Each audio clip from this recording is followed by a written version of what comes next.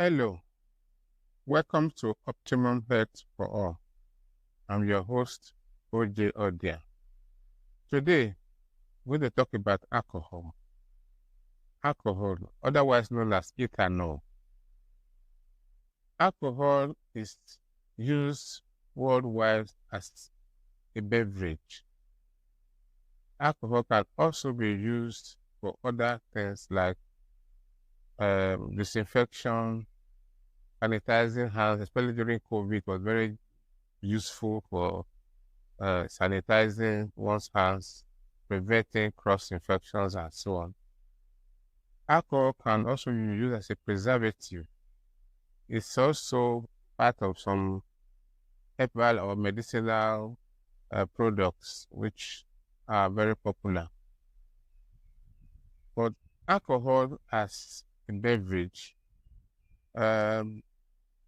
is used all over the world, and for a long time has been produced through the process of fermentation of grains like barley, like some other sugars, people from sugar cane and so on.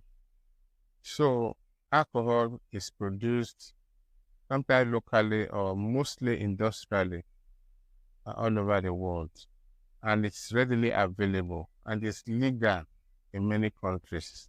So the use of alcohol is legal in very many countries.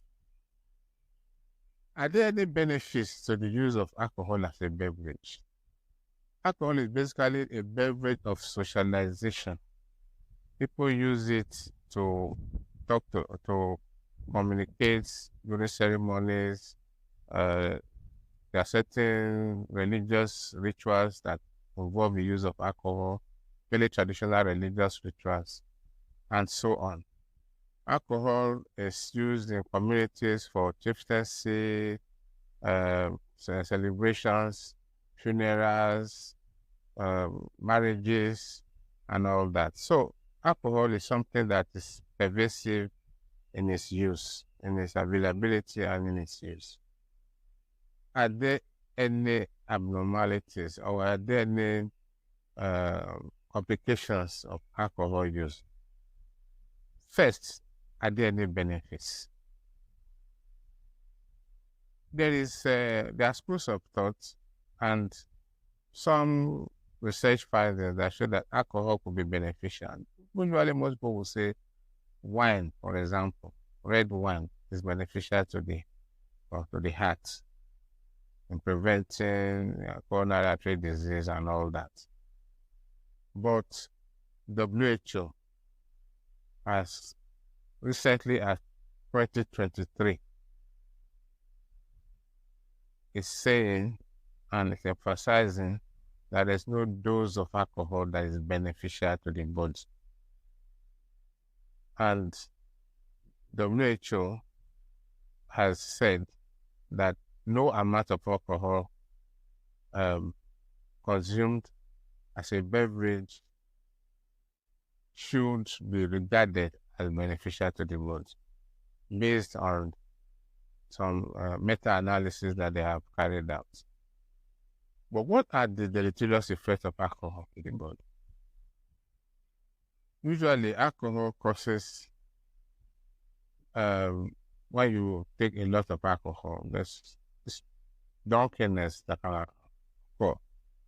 People become drunk, disorderly, uncoordinated, and behave abnormally, even on social occasions. They could vomit, they could collapse, become unconscious, and so on. So, in the short term, you can see that alcohol can affect the function of the brain. In fact, alcohol causes poor communication between cells and different parts of the brain. So, that is clear that, and we all know that excessive alcohol use can cause disorderliness, drunkenness. There's usually a typical picture of the village drunk who talks anyhow, is uninhibited, and completely disorderly, unkempt, and so on. It does occur. It affects social behavior. It can also affect work ethics. Excessive alcohol can affect work ethics, including sports, uh, performance, sporting activities, and so on. Now, what about chronic use of alcohol? For the brain, alcohol can damage the brain. It can cause dementia.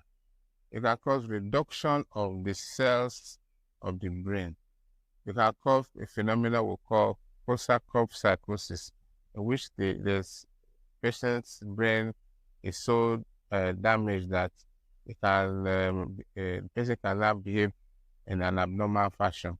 So alcohol is not beneficial to the brain, whatever fashion. Now, apart from that, the rest of the nervous system, there's peripheral polyneuropathies. That is, they are damage to the peripheral nerve that supplies other areas of the body. Next, we'll talk about the heart. Alcohol damages the heart. It damages the heart muscle. That is chronic alcohol use, damaging the heart muscle, giving a condition we call cardiomyopathy, that is abnormalities of the heart muscle. So, alcohol is not good for your heart. Ultimately, alcohol is not good for your heart when you use alcohol in a chronic manner. What else does alcohol do to the body? The liver. Alcohol is usually metabolized in the liver. Alcohol can also damage the liver and damage the liver cells, such that the liver heals itself by producing scar tissue, fibrous tissue. So, and then it tries to regenerate, leading to a condition we call liver cirrhosis. So the liver becomes shrunken and inefficient, and can lead to grave illness, as ultimately leading to death. There can also be cancer of the liver. Even before all this two, there could be fatty liver. This is due to alcohol use, leading to accumulation of fat in the body. Alcohol is also implicated in some people in suffering weight gain, because it's a high calorie substance.